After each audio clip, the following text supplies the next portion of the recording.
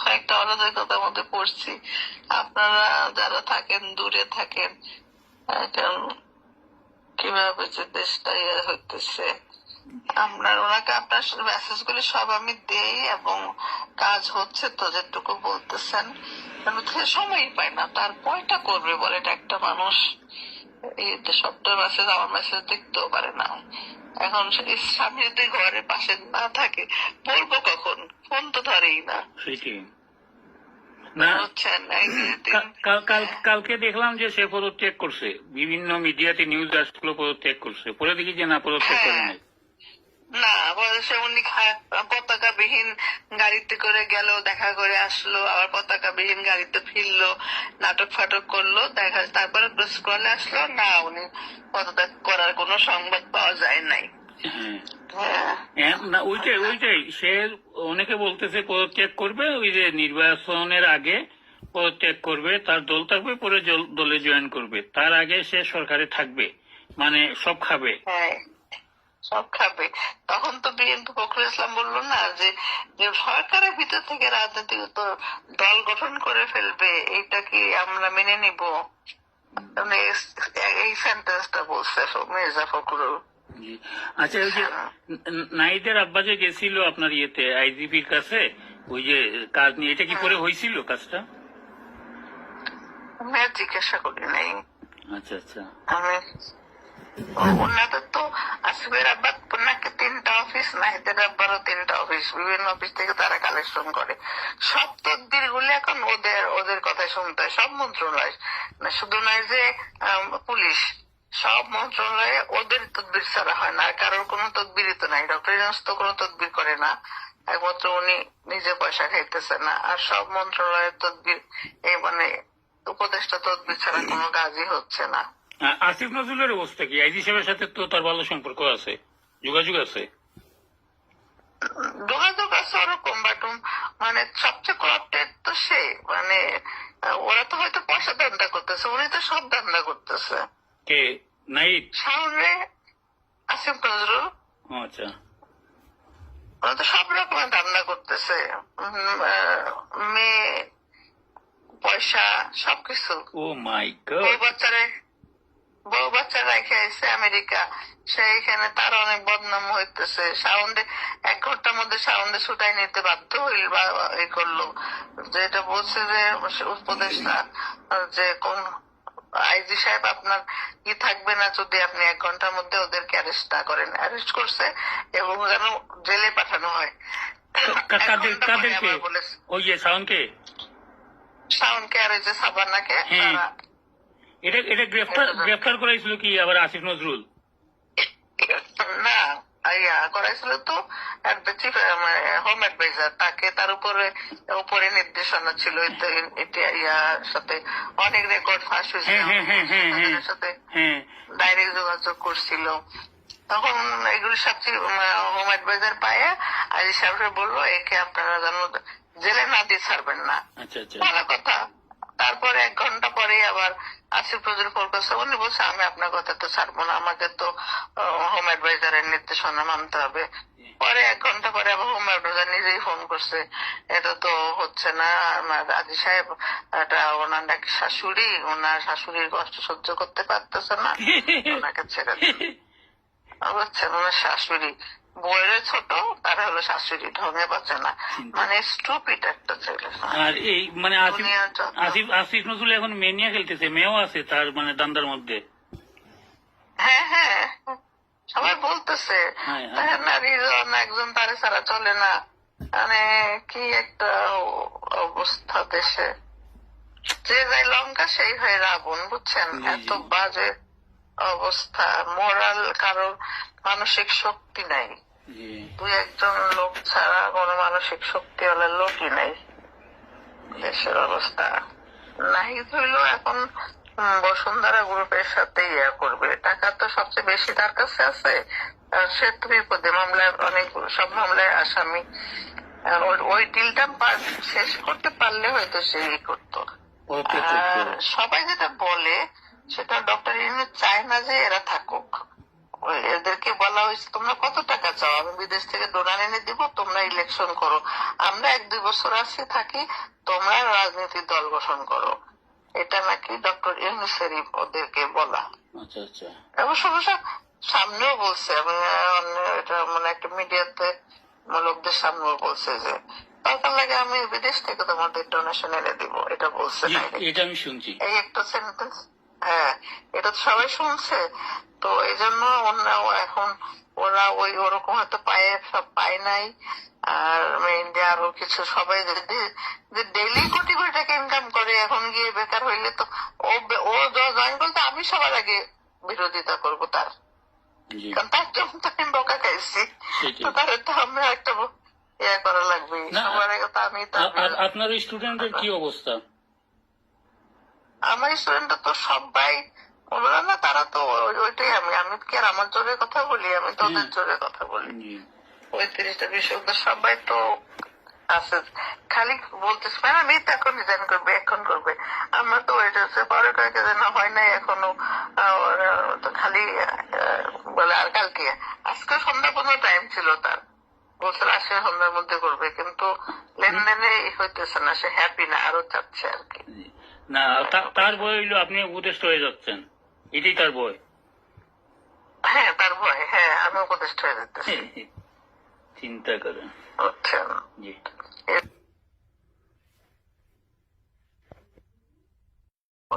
সব হাসপাতালে দেখতে যাবো ওই যুদ্ধাহতদের, একটা হাসপাতালে মেডিকেল আর কই যেন 2 জায়গায় গিয়া পুরো গাড়ি নিয়ে ভর্তি করতে তেল দিছে, টাকাও দিছে, তারা মাওঘাটে গিয়ে পদ্মার ইলিশ খাইতেছে, এটা আবার ফেসবুকে ছাড়ে দিচ্ছে।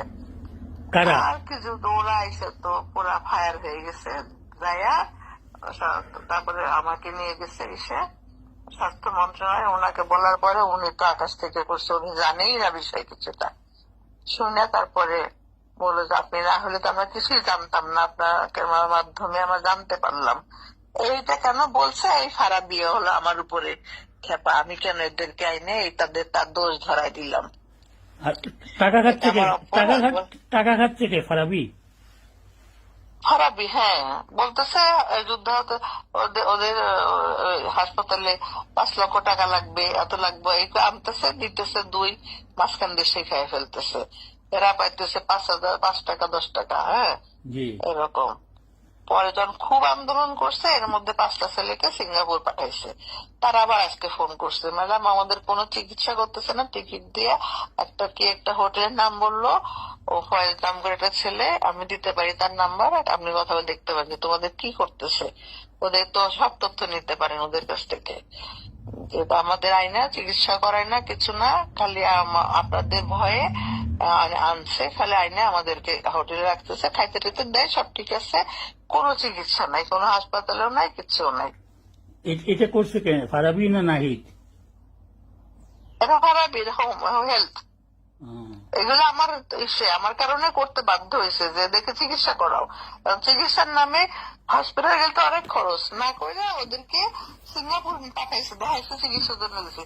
ওরা বলতেছে আজকেই আপনি ফোন করার কিছুক্ষণ আগেই ফোন করছে যে আমরা তো আসছি, কিন্তু সত্যি কথা বলতে আপনাকে ছাড়া আর কাকে বলবো, ওরা আমাদের কোনো চিকিৎসা না, কোনো হসপিটালে আমি তো যাই নাই, আমাদের হোটেলে রাখছে, খাওয়া দাওয়া দিতেছে, খাইতেছি, আর সিঙ্গাপুর দেখতেছি ঘুরে গেলে, বুঝছেন। আর টাকাটা পাইলো কোথায়? সিঙ্গাপুর যে পাঠাইলো, এই টাকাটা কে দিল? এটা দিছে হেলথ মিনিস্ট্রি। আচ্ছা। এটা টিকিটের কয় টাকা দাম, 5 জন লোকের যা আসার টিকিট দিতে, কিন্তু একটা হসপিটালে ভর্তি করে, সিঙ্গাপুর তো এক্সপেন্সিভ, তাই জি, না, জি। ট্রিটমেন্টটা তো অনেকে, হাই ট্রিটমেন্ট আরো এক্সপেন্সিভ, ওগুলো কিছুই না, কোর্সে যখন কোটায় আমরা ডাক্তারও চিনি না, হসপিটালও চিনি না, কিচ্ছুই জানি না, আমরা টিকিট দিয়ে বিমানে উঠাই দিছে, হোটেলের ঠিকানা দিয়ে দিচ্ছে, আমরা ওইখানে এসে থাকতেছি, খেতেছি, ঘুরতেছি, এই বললো। সবই নাটক, সবই নাটক। সবই নাটক হইতেছে, সবই নাটক। ওরা এসে এখন আমার কাছে ঠিক আছে, তাহলে আমি আসতে পারি, এখন তো আমি ইচ্ছা করলে যাইতেই পারি, ওইখানে গিয়ে দেখে তো টোটাল তথ্য নিয়ে আসতে পারি, দিলে রিপোর্ট পরে বুঝবে কেমন ঠেলা। কিন্তু আমি তো আসলে পুলিশের গোয়েন্দাগিরি করতে চাই না বলে আমি চাই দেশটা ভালো মতো চলুক, কিন্তু দেশের মানুষগুলি এত অসৎ, এত মানে ওই 17 বছরের যে যে দেখছে রাজত্ব, ওইটা ওরা আবার সবাই তাই করতে চায়। মনে আছে এক সময় বলতেছিল এরশাদ এই করছে সেই করছে হ্যান ত্যান, তখন একজন বলছিল যে আমরা সবাই এরশাদ হইতে চাই, কিন্তু এরশাদ হইতে পারি না বলে এরশাদের বদনাম করি। মানে ঘটনাটা তাই।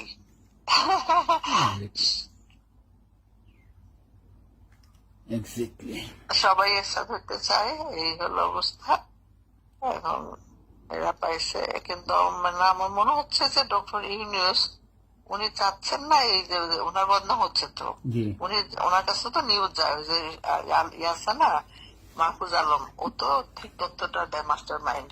জি ওরা চাচ্ছে যে এই দুজনকে সরাই দিতে, সরাই তাদের মানে তারা যেহেতু টাকা খাইতেছে জানতেছে, ঠিক আছে টাকা তো রাখা, টাকা আমি আড়াইনেও দিতেছি, কিন্তু গভর্নমেন্টটা আমাকে চালাইতে দে দেশটাকে। আমি ওনার তো বড় একটা সাকসেস যে ভালো করে যে ফজলুল কবির সাহেবকে নিয়েছে বিদ্যুৎ খাতে 2 দিন মাত্র আমরা কষ্ট পাইছি, আর একটা দিনও বিদ্যুতের 1 সেকেন্ডের জন্য লোডশেডিং হয় নাই।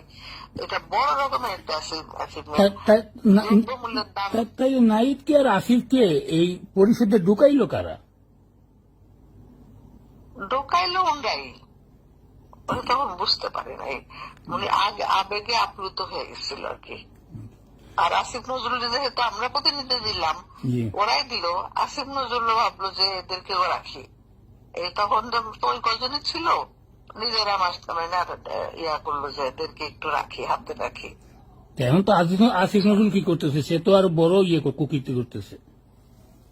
হ্যাঁ, সে তো তার তো পুরোটাই ফেল, তার তো সংস্কারেরও কোনো ইয়ে নাই, আইন শৃঙ্খলা ল অ্যান্ড অর্ডার মানে আইন বিভাগের যে ট্রাইব্যুনাল মামলা টামলা কিছুই করে না, এখন নতুন করে সবকিছু দেওয়া হইতেছে, ঠিকঠাক করা হইতেছে। তার কাছে তার সাকসেসফুল কিছুই না, তার এত বড় বড় বক্তব্য দিছে, গেলে আল্লাহ না জানি ক্ষমতায় গেলে আমি কি একেবারে জান দিয়ে দিতাম মানুষের মন জয় করার জন্য, আর উনি কি যে করতেছে এখন মেনিয়া ঘুরতেছে। হ্যাঁ, এখন বিভিন্ন রকমের এইসব তার যত রকমের বদনাম আছে ওগুলি করতেছে। তো সে না বুড়া, তার বউ জুয়ান, তারপরেও সে এগুলি করে কেন মেয়েদেরকে নিয়ে? বউ তো কাছে নেই, বউ তো রেখে এসছে না, পরের সপ্তাহে গিয়েই দুই 3 সপ্তাহ 15 দিন মধ্যেই গিয়ে আমেরিকাতে, শিলা তো নাই দেশে। ও শুনছি তার বউ বাচ্চার গ্রিন কার্ড করে ফেলছিল আগেই। সে ওই যে ওই মন্ত্রী উপদেষ্টা হয়েই সে মামলা বাণিজ্য করে ওই যে মামলা থেকে তাদেরকে বাদ দিয়ে আগে এগুলি টাকা কামাইয়া আমেরিকায় বাড়ি কিনছে। হ্যাঁ, ওইটাই তো। ওইটি সত্য তো নাকি? এখন তো সত্য ছাড়া মিথ্যা, আমরা তো সবাই যেটা বলছে ওইটাই শুনছি। আমি তথ্য দিতে পারবো না, মানে উপাত্ত দিতে পারবো না, তথ্য দিতে পারবো, জি। উপাত্ত আমি আমার কাছে কোনো জি জি প্রমাণ documents নাই, নাই। আমাদের কারো কাছে ডকুমেন্টস নাই। জি ডকুমেন্টস নাই, কিন্তু এবং উইদিন 15 ডেজ বা 20 ডেজ সে গেল, তারপর আর আসে নাই তো শিলা দেশে, বুঝছি বলেছে তো ওখানেই রেখে আসছে। বুঝছি। এবং ধামাধাম সে তো ধরমা মারা ওকে ধরো মাছ নাচেই পানি। হ্যাঁ, না না না, ধরো ওটা হেয়া এক জবাই করো আর কি। আরে ওইটা কি একটা মানে প্রথম রাতে বিড়াল মারে ফেলছে, মিরাজ তার লাভ জানিয়ে নিছে, অসম্ভব ধুরন্ধর এবং বরাবর টোটাল লাইফ স্টোরিটা যদি এখন আপনি দেখেন টোটালটাই কিন্তু একই রকম। সে সবসময় দরন্দার ধান্দাবাজি এটাই করছে, পপুলার হওয়ার জন্য সে ওকে প্রাচীকে বিয়ে করলো, মানে সবকিছুই সে করে ইন্টেনশনে, তারপরে তাকে ছেড়ে দিল, পরে শিলাকেও বিয়ে করলো পপুলার হওয়ার জন্য, ফেমাস হওয়ার জন্য। কিন্তু ভালোবাসা ওরকম কিছু না, ফেমাস হওয়ার জন্য শুধু কিভাবে। আবার অনেকে বলে ইন্ডিয়ার প্রেসক্রিপশনে চলে, ইন্ডিয়ার দালাল, এই গভর্নমেন্ট ইন্ডিয়ার প্রভাব যেটা আসিফ নজরুলকে দিয়ে ইন্ডিয়া বিস্তার করতেছে। হ্যাঁ, এটা তো এখন একদম 100% সবাই চালু করতেছে, যে সে ডাইরেক্ট করে কথাবার্তা দেখেন না কিরকম, যে বলেই না এখন একদম চুপ হয়ে গেছে। সেই তো ফোকাল পার্সন ছিল, স্টুডেন্ট রিপ্রেজেন্টেটিভ হিসেবে আমরা শহীদ মিনারে তাকে করলাম, আর সে গিয়ে পোল্ট্রি খাইয়ে ফেলাইলো, কথাবার্তা চেঞ্জ, এখন তো কথাই বলে, মিডিয়াতে আসে না, কথা বললে কি কথা বলে, সরে যায়, দূরে থাকে, মিডিয়াকে ফেসই করে না। তার সাহস নেই মিডিয়াকে ফেস করার। এখন তখন তো খালি মিডিয়া না গেলেও দৌড়ে দাঁড়িয়ে সাক্ষাৎকার দিত নায়ক হওয়ার জন্য। এখন কি বলতে কি বলে ভয়ে ভয়ে দূরে দূরে থাকে।